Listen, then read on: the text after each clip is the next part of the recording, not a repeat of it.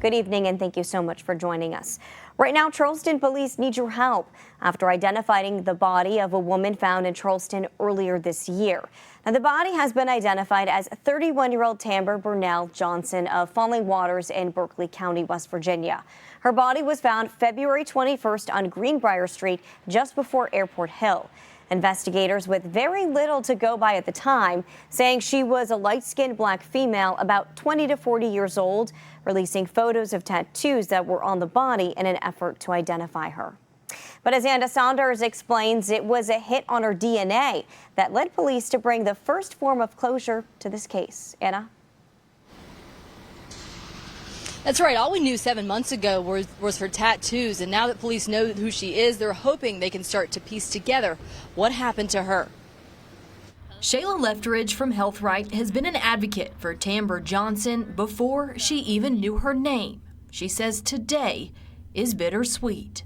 When I got the news, my first reaction was, yes, we found her. And then it was like, oh God, we found her. And putting the face to the name was very emotional. It really felt like, and I've said this to the family, that we are family now. She has been invested since the beginning, drawn by her young age and how she was found on a well-traveled road. She shared the pictures of her tattoos monthly, hoping she would eventually be identified. The most striking that this could be anybody. This is a small town in a big way, but everybody knows everybody, or we're one step removed from knowing someone, so it was really important. But even with a big question answered, there are still pieces missing that Charleston police are still trying to put together, like a cause of death. The report from the medical examiner's office is still outstanding.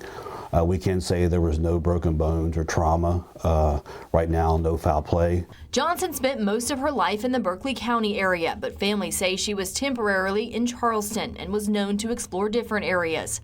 Police are trying to figure out why she was on Greenbrier Street. No, I wouldn't say that indication that she'd been dumped. She was in a blanket, but the blanket wasn't wrapped around her. It was like she was laying down and pulled it over top of her. But we're still open to the investigation of why she was in that area. Hazlett says it was her DNA sample from the medical examiner that finally led to her identity. We actually made an entry in the FBI National DNA Database, and her DNA was a hit out of Florida. So we had an exact match with her DNA and was able to determine her identity. Johnson's sister telling us in a statement that Johnson was a fearless free spirit and a bright light, but was a paranoid schizophrenic, so it was common to not see her for extended periods of time, but that she would always come home. She said, quote, Tamber was extremely loved and cared for by her family. She always had a wealth of opportunity and resources. She will be loved and missed by her family until the end of time.